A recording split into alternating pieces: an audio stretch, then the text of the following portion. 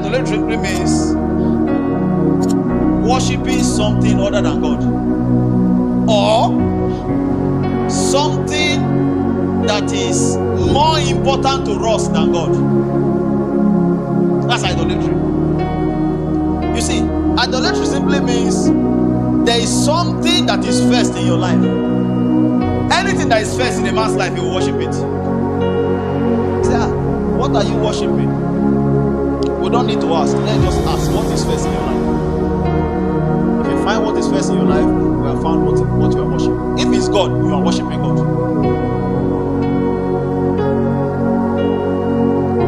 If it's your beauty, if it's your look, both male and female, you are worshiping it.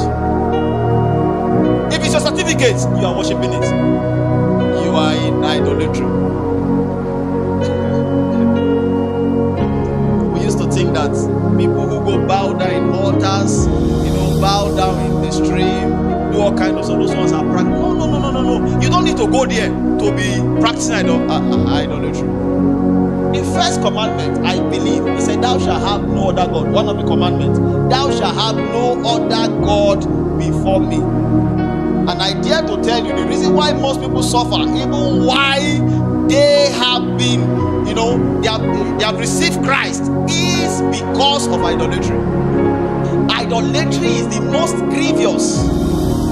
Check what 1 John, was this 1 John 5 now? Verse 1 or the last verse says. He said, little children, keep yourself from idol.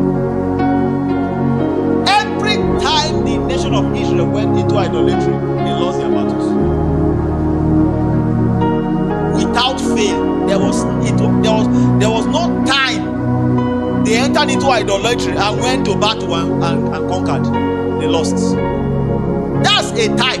It is the same today. The reason is because there are things before men that are important to them than God. So you empower the enemy. You know what it means for God to be first in your life is that you are like a sacrifice. You can't offer, because spirits are jealous. You can't offer something on an altar and somebody else comes to take it that is taking it somewhere. Spirits are very jealous. So when you make God first, it's a testament of the fact that you have offered yourself to Him. The devil can't be playing around you. The reason why the devil seems so powerful is because people have not made God number one in their life. If you do not make God number one in your life, then you are not a sacrifice. The Bible says we should offer ourselves what? Living sacrifice. That's the strange thing there. We have to be alive dead at the same time. Because a sacrifice ought to be dead. But this time we are alive and we are dead. When the devil comes and sees that you have been offered to a deity, he leaves you alone. In short, he can't come. Because in the realm of the spirit, truth is not hidden. Light is not hidden. We can be saying all we like, but in that realm, light is not hidden. When it comes, it means that you have been offered to another spirit. In this case, a superior spirit. He leaves you alone. He can be playing around, but he knows that you are a sacrifice. The challenge is that many believers are not yet sacrifices. Paul said we pour ourselves out as drink offering. Many believers are not yet sacrifice. They are not on the altar. Some people think of their look more than they think of God. It means that you need some scars around so that you can, because that's the treatment. Because if you have them, you will calm down with your look. Sometimes that's why God permits this. Because He's jealous. He wants to be first. You're first leg. You're like, okay. Something will happen that God permitted, not His perfect will. But He had to permit it because He wants to find His way into becoming first. Yet He will not push Himself, but He knows that if He permits something to collapse here, this to happen, you will now calm down. At that point, you will see properly. Say, little children, keep yourself from idol. That's 1 John 5, right? He didn't say I will keep you, because God can't keep you from idol.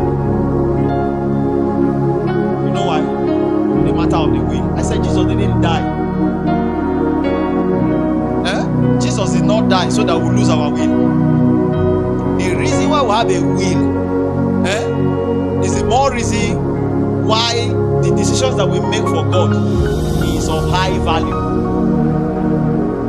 Because God gave us a will so that we can use our will to fulfill His will. Jesus didn't go to the cross so that our will can be crucified. No. You have your will. God gave you so that you can use it to fulfill His will. Nevertheless, you can decide to use it against His will.